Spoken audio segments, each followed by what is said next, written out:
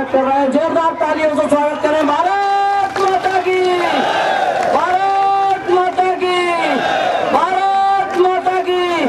वंदे वंदे वंदे वंदे। कृपया मंच से उतरते जाए, मंच से उतारते जाओ।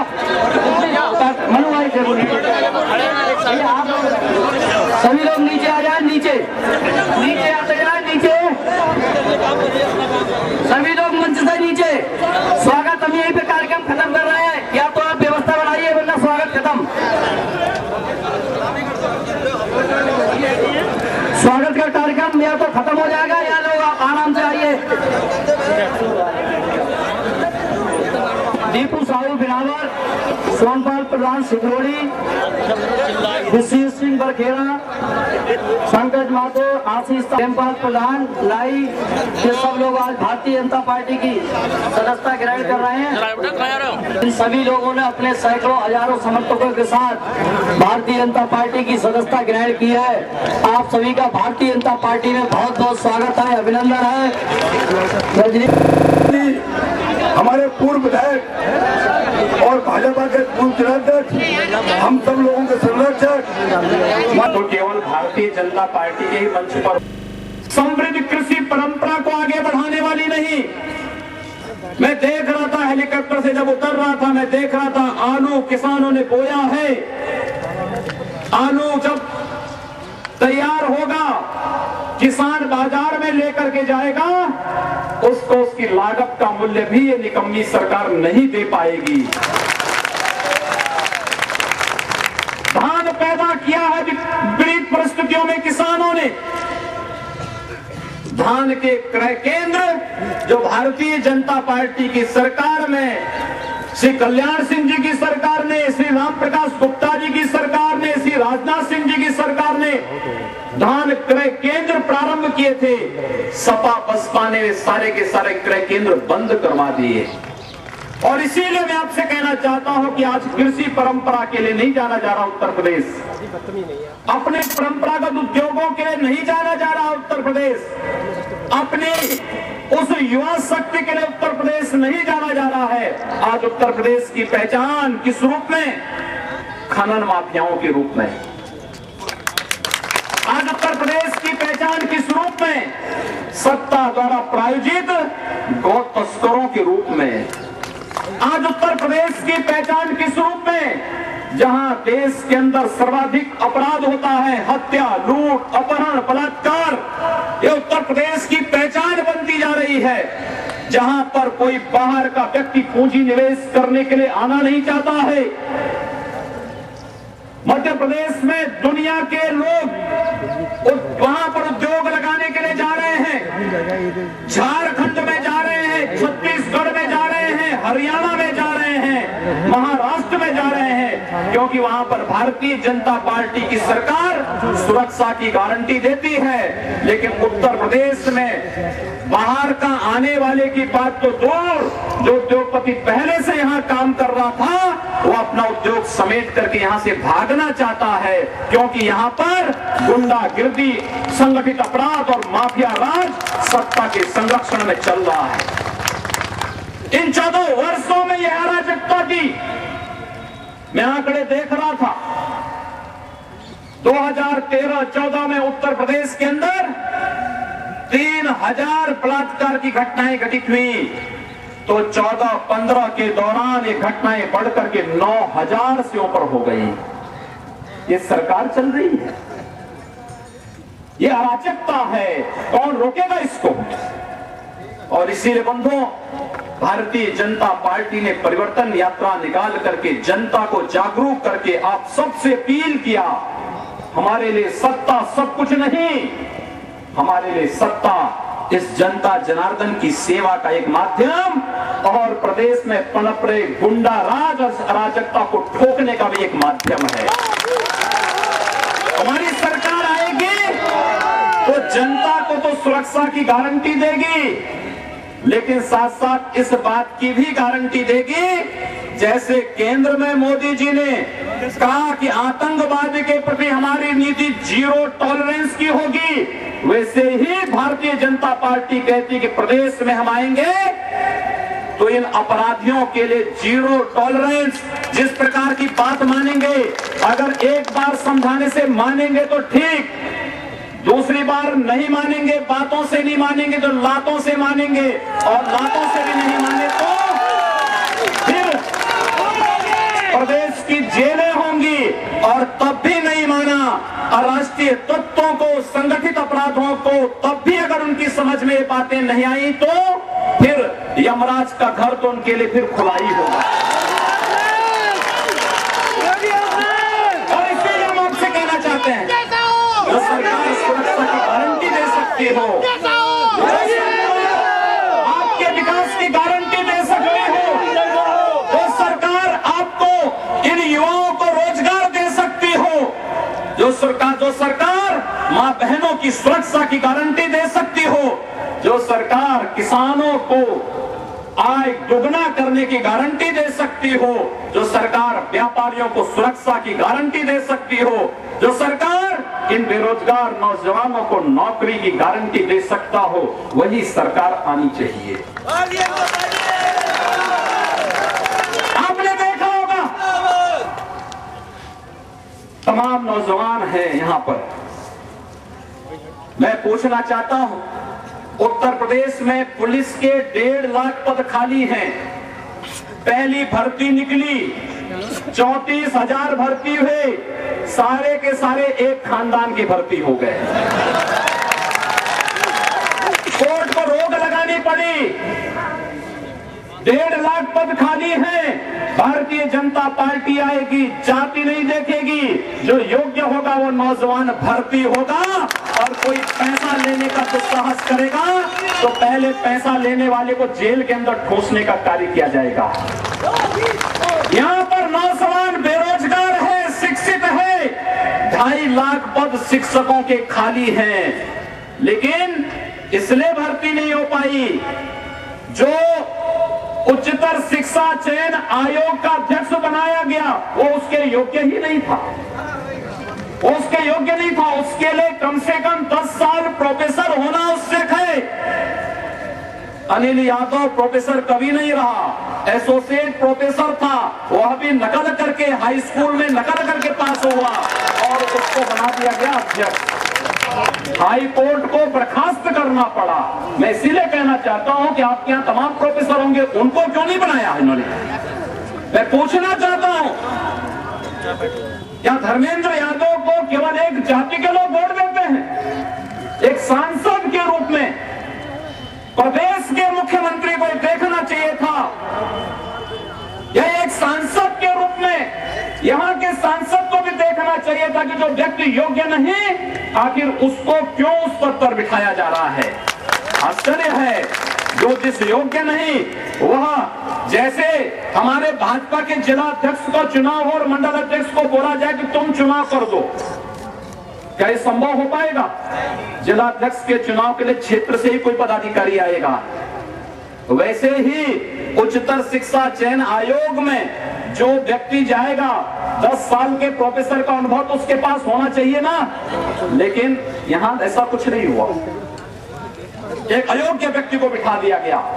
उसी प्रकार से अन्य पदों पर भी उत्तर प्रदेश संघ लोक सेवा आयोग में पहली बार आपने देखा होगा किस प्रकार की अराजकता देखने को मिली थी। अराजकता, हर जगह अराजकता, हर भर्ती में अराजकता। मुझे देख करके अफसोस होता है, आपने प्राइमरी के बच्चों की वर्दी देखी होगी। पहले वर्दी होती थी, नीली शर्ट होती थी और खाकी पैंट होती थी। एक ट्राउजर जो होता था उनका अलग अलग होता था, कुछ ठीक लगता भी था। आज ऐसा बना दिया प्राइमरी के बच्चों को जैसे होमगार्ड हो, होमगार्ड से बदतर बना दिया बच्चों को। और उत्तर प्रदेश की सरकार ने उसमें भी घोटाला कर दिया। यह सरकार उन मासूम गरीब बच्चों के हकों पर भी डकैती डालने का कार्य करती है और उनके हक को भी छीनने का कार्य करती है। और खनन के मामले में तो बोलना ही क्या, गायत्री प्रजापति मुलायम सिंह जी के खास हैं, अखिलेश यादव के खास हैं या धर्मेंद्र यादव के खास हैं, यही समझ में नहीं आता है। और योग्यता क्या है? यानी जब वह चुनाव लड़ रहे थे, पहला चुनाव लड़ रहे थे, उन पर 10 लाख का कर्जा था और 5 साल के अंदर उनकी संपत्ति इतनी बढ़ी कि आज वो 1000 करोड़ का मालिक है। ये पैसा कहां से आ गया? अखिलेश यादव जी, कौन सी ऐसी आपकी ऐसा कौन सा व्यवसाय आपकी सरकार करा रही है कि जिस व्यक्ति पर 10 लाख का कर्जा था वह व्यक्ति 1000 करोड़ रुपए का मालिक हो गया है? ये कहां है? प्रदेश को लूटा नहीं तो कहां से आ गया ये पैसा? और आय से अधिक संपत्ति के मामले और उस पर खनन के मामले में सीबीआई जांच कराने की मांग बार बार कोर्ट कर रही है, तब भी क्यों नहीं हुआ? क्या ये सच नहीं कि बुंदेलखंड को उधार दिया गया, पूरी तरह खनन वहां का समाप्त कर दिया गया, लूटा गया? पश्चिमी उत्तर प्रदेश में इनका एक सांसद इस खनन के माफिया गिरोह का संचालन करता है, नोएडा में तीसरा इनका नेता करता है, पूर्वी उत्तर प्रदेश में दूसरा और एक चौथा करता है, और पूरे प्रदेश के अंदर खनन का लाखों करोड़ रुपए का घोटाला हुआ है। गरीबों को मिलने वाला खाद्यान्न, भारत सरकार पर्याप्त खाद्यान्न देती है, लेकिन वो खाद्यान्न गरीबों को नहीं मिल पाता है, गरीबों को नहीं मिल पाता है। एक आपका नेता है महेश चंद्र गुप्त, वह आतंकवाद के खिलाफ कहता मैं अन्न नहीं ग्रहण करूंगा, यहां पर आंदोलन चलाता आतंकवाद के खिलाफ, क्योंकि आंदोलन इसलिए आतंकवाद देश की सुरक्षा के लिए खतरा है। और जब हम देश की बात करते हैं तो उसमें हिंदू और मुस्लिम की बात ही कहां से आ गई? अरे जो भारत का है वे सब के सब तो सुरक्षित होंगे, लेकिन मुझे अफसोस होता है जब हम सुरक्षा की बात करते हैं तो लोग उसको भी हिंदू मुस्लिम के साथ जोड़ना प्रारंभ कर देते हैं। उनका संकल्प क्या किसी जाति, क्या किसी मत और किसी मजहब को लेकर के था? नहीं, देश को लेकर के था।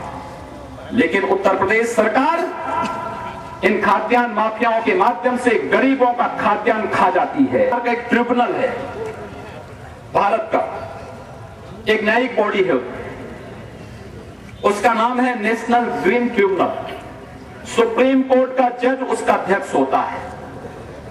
उत्तर प्रदेश में उन्होंने पशुधन की दुर्दशा पर एक आदेश जारी किया, और आदेश जारी किया कि उत्तर प्रदेश में अवैध कत्ल खानों को बंद किया जाएगा, किया जाना चाहिए। आदेश जारी किया, अवैध कत्ल खाने उत्तर प्रदेश के अंदर 3 साल हो गए आदेश किए हुए, आज तक बंद नहीं हुए। कारण है अवैध कत्ल खानों का संचालन जो भी लोग कर रहे हैं उन्हें सत्ता का संरक्षण प्राप्त है, और इसीलिए हम आपके पास आए हैं कहने के लिए। भारतीय जनता पार्टी ने अपना चुनावी घोषणा पत्र जारी किया है, लोक कल्याण संकल्प पत्र के माध्यम से, और अन्य दलों ने भी घोषित किया है। जिन लोगों के पास राजनीतिक सोच है, जारी किया होगा, नहीं है नहीं किया होगा, लेकिन मैं आप सबसे कहना चाहता हूं, भारतीय जनता पार्टी जब कहती है कि हम किसानों की आय को दुगना करेंगे, कल के बजट को आपने पढ़ा होगा, किसानों के लिए 10 लाख करोड़ रुपए की व्यवस्था भारत के प्रधानमंत्री श्री नरेंद्र मोदी जी ने की है। हम सस्ते में कर्ज उपलब्ध करवाएंगे, प्रत्येक किसान को, किसान की आय को दुगना करेंगे, प्रत्येक खेत तक पानी पहुंचाएंगे, प्रत्येक हाथ को काम देंगे। यह भारतीय जनता पार्टी का संकल्प है, और हम लोगों ने अपने चुनावी घोषणा पत्र में भी इस बात का उल्लेख किया है। हमने कहा लोगों और सीमांत किसानों के कर्जे को हम माफ करेंगे। हमने कहा बालिकाओं की सुरक्षा आप देखते होंगे, छेड़खानी की घटनाएं बढ़ी हैं। जब छेड़खानी करने वाली सरकार ही बैठी हुई हो तो स्वाभाविक रूप से ऐसे उच्छृंखल दुशासन तो जगह जगह विद्यालयों के बाहर बालिकाओं के साथ छेड़खानी करेंगे, और वही स्थिति उत्तर प्रदेश के अंदर है। और इसीलिए भारतीय जनता पार्टी ने कहा है हम एंटी रोमियो स्क्वाड बनाएंगे। बालिकाओं के साथ छेड़छाड़ की घटनाओं को सख्ती के साथ रोकेंगे और बालिकाओं की स्नातक तक की शिक्षा मुफ्त में देने की व्यवस्था भारतीय जनता पार्टी करेगी। हम कन्या समृद्धि धन देंगे, लेकिन इसमें जाति और मजहब नहीं देखेंगे, हर कन्या को देंगे। समाजवादी पार्टी ने घोषणा की थी, बाद में कहा था कि मुस्लिम कन्याओं को देंगे, हिंदू कन्याओं को नहीं देंगे। हम ऐसा नहीं करेंगे, हमने तो कहा सबको देंगे, क्योंकि हमारा नारा ही है सबका साथ और सबका विकास। हमने जाति मत और मजहब के आधार पर किसी को बांटा नहीं, हमने तो सबको जोड़ने की बात कही है। और इसलिए बंधुओं, जहां कन्या की सुरक्षा की बात हम कर रहे हैं, बालिकाओं की सुरक्षा की बात कर रहे हैं, वहीं अहिल्याबाई कन्या विद्या योजना के अंतर्गत स्नातक तक की शिक्षा उन्हें मुफ्त में देने की बात भी सरकार अपने स्तर पर करेगी। भारतीय जनता पार्टी इसके लिए संकल्पित है। और तो और मुझे अफसोस होता है जब मैं सपा और बसपा के प्रत्याशियों को देखता हूं, चुन चुन करके इन लोगों ने अपराधियों को, माफिया सरगनाओं को, पेशेवर अपराधियों को, बलात्कारियों को, दुराचारियों को, घोटालेबाजों को, खनन माफिया। इस तुष्टीकरण की राजनीति ने प्रदेश में विकास अवरुद्ध किया है और दंगों की बाढ़ ला करके प्रदेश को तबाह किया। दुर्भाग्य से सपा और बसपा इन दोनों ने इन दंगाइयों को प्रश्रय दिया है। उत्तर प्रदेश का विकास करना है तो हमें तुष्टीकरण की नीति को बदलना होगा, सबका साथ और सबके विकास की भावना के साथ कार्य करना होगा। दंगाइयों को, संगठित अपराध को, पेशेवर माफिया और आपराधिक सरगनाओं के साथ सख्ती से निपटना होगा। और भारतीय जनता पार्टी इस बात के लिए संकल्पित है कि हम प्रदेश में विकास भी कराएंगे, सबको सुरक्षा की गारंटी भी देंगे। अगर भारतीय जनता पार्टी की सरकार आएगी तो भ्रष्टाचारियों की जगह, अवैध कत्लखानों को संचालित करने वालों की जगह और सांप्रदायिक हिंसा से संवेदनशील स्थलों पर सामूहिक पलायन की घटना को रोकने के लिए प्रभावी कदम उठाने के साथ साथ इस संगठित अपराध के पीछे के उन तत्वों के खिलाफ सख्ती से भारतीय जनता पार्टी निपटेगी। तो सर स्पीच दे रहे हैं, इस तरह की हेड स्पीच चुनाव आयोग को और स्थानीय जिला प्रशासन को इसका संज्ञान लेना चाहिए। अगर प्रशासन इसका संज्ञान नहीं लेता है तो फिर भारतीय जनता पार्टी चुनाव आयोग को इस बारे में अवगत कराएगी। पश्चिमी उत्तर प्रदेश में एक बड़ा मुद्दा है पलायन का, आपने देखा होगा, आपकी सरकार बनती है तो देखिए, भारतीय जनता पार्टी ने अपने लोक कल्याण संकल्प पत्र में इस बात का उल्लेख किया है कि पश्चिमी उत्तर प्रदेश की स्थिति अत्यंत संवेदनशील हुई है। भारतीय जनता पार्टी की सरकार आएगी तो पश्चिमी उत्तर प्रदेश में सामूहिक पलायन की घटना को रोकने के लिए भारतीय जनता पार्टी स्पेशल यहाँ पर एक डिप्टी कलेक्टर रैंक के अधिकारी की तैनाती करके और सुरक्षा की व्यवस्था पुख्ता करेगी, जिलाधिकारियों को इसके प्रति जवाबदेह बनाएगी और सामूहिक पलायन के पीछे संगठित अपराध या अराष्ट्रीय तत्वों की गतिविधियों पर पैनी निगाह रख करके उनकी से सख्ती के साथ। शिवपाल सिंह यादव नई पार्टी बनाने जा रहे हैं। शिवपाल सिंह यादव, उनका स्वागत है, जितनी जल्दी बनाए मुझे लगता है कि